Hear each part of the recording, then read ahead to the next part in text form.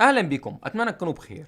في الفتره الاخيره عملت فتح علبه للشنيور وطقم مفكات، وطبعا الحاجات دي بتحتاج احطهم في شنطه.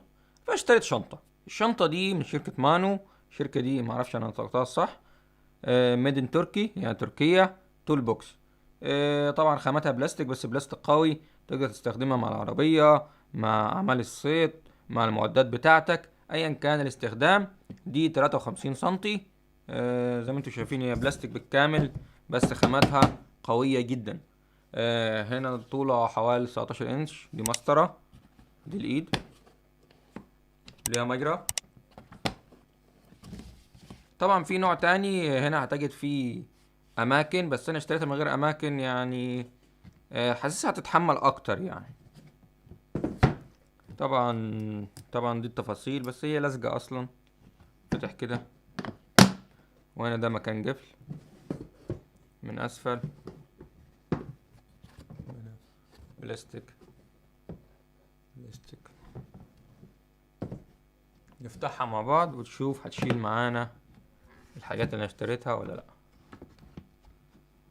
شوف كده.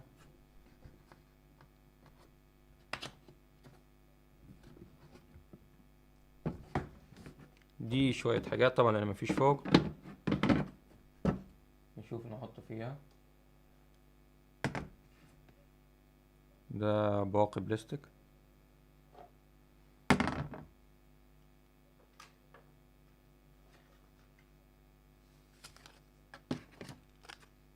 مثلا يعني كمثال بس يعني.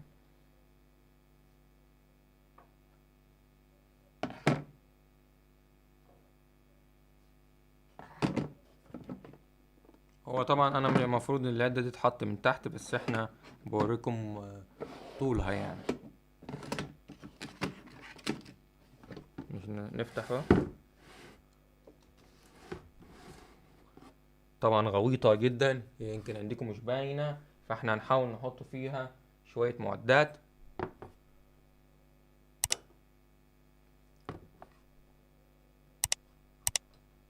ده الطقم اللي عملنا له فتح علبة. وده الشنيور. نشوف هيشيله كمان ولا لا. اهو من غير ما افك الايد، يعني انت لو فكيت الايد هيبقى احسن. ثانية. انا غالبا هفك الايد.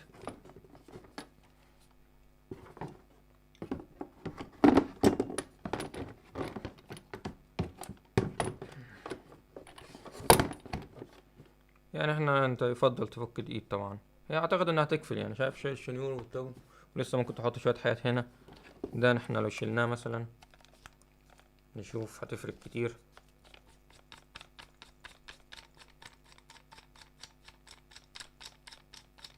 انا الشنيور استعملته في الاعمال المنزلية، ومش هقدر اقول لكم ممتاز لدرجة كبيرة جدا بصراحة.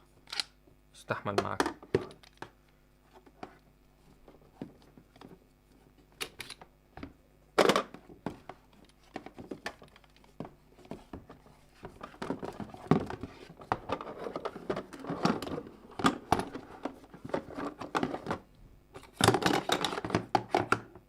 يعني تشيل معاك مرتاح يعني. ممكن احط دي بالطول بدل ما بالعرض. خلي الناحية دي. هو يعني لو واحد ما عندوش شنيور، او الشنيور معاه شنطته، هيريح كتير طبعا. وفي حاجات انت لو حطيتها فلت المعدات دي تبقى احسن. يعني الشنيور هو واخد مكان كبير، فمن غير الشنيور هتجد الدنيا ايه، شبه فاضية يعني كويس هيشيل كتير اهو.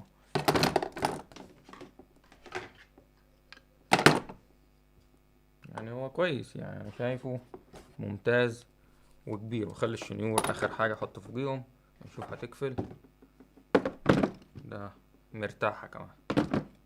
بس وهنا احط مساميرك بقى واحط حاجاتك. في نوع تاني نفس المقاس، او هو نفس الشركة قصدي، بس موديل اخر. هتجد هنا هتظهر صورة امامكم، في اماكن تحط فيها فيشر، مسامير، حاجات متنوع كده. هنا طبعا في مكان للجفن، تربطها بحيث محدش ياخدها. خاماتها حلوة جدا بصراحة، يعني خامات انت لو قعدت عليها هتستحملك. قوية اقوى من الترابيزة. انا خايف اضغط عليها الترابيزة تتكسر. اهي. تشيل معاك الدنيا كلها. طبعا دي رنج سعر 300 400 جنيه، وفي شركات تاني، في شركات ارخص، في شركات اغلى، حسب ما انت عايز. يعني انا اخترت الشركة دي لان تركي، وفي انواع تاني كتير تركي طبعا. ان الشنط التركي مشهورة، انا شفت عملت بحث اصلا قبل ما اشتري. في شركات كتيرة، بس قلت اشتري الشركة دي ان الناس عارفاها وخامتها حلوة بصراحة. وانا مشتريتش اللي فيها اماكن فوق دي عشان بلاستيك، حاجات بتفتح كده بلاستيك. طبعا الصورة واضحة امامكم. فدي احسن، بحيث ان لو معاك موتوسيكل مثلا، اغلب الصناعية معاهم موتوسيكلات، فبيربطها باستك مثلا، بيربطها بحاجة تستحمل معاه. لا قدر الله حاجة قاعد عليها، وقف عليها، اعتقد ممكن تستحمل شوية. يعني خامتها كويسة، بس طبعا ما تجربش. يعني انا بقولك على الخامة ان هي حلوة، بس مش للدرجة يعني. في انواع تانية، اعتقد المفصلات دي معدن، هنا بلاستيك. المهم ده كده تجربة سريعة للشنطة.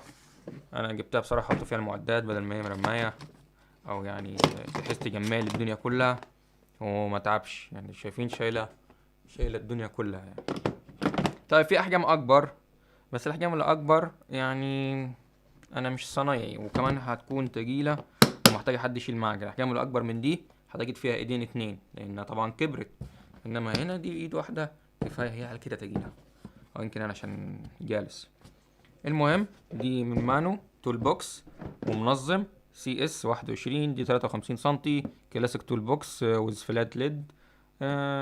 طبعا كل الحاجات دي ملزوقة اصلا، يعني تحس ان هي واصلة كده او هما ملصقينها او ايا كان. المهم هي خامتها كويسة يعني. دي تجربتي السريعة للتول بوكس. اتمنى الفيديو يكون عجبكم، ولو حد عنده سؤال فضل في التعليقات.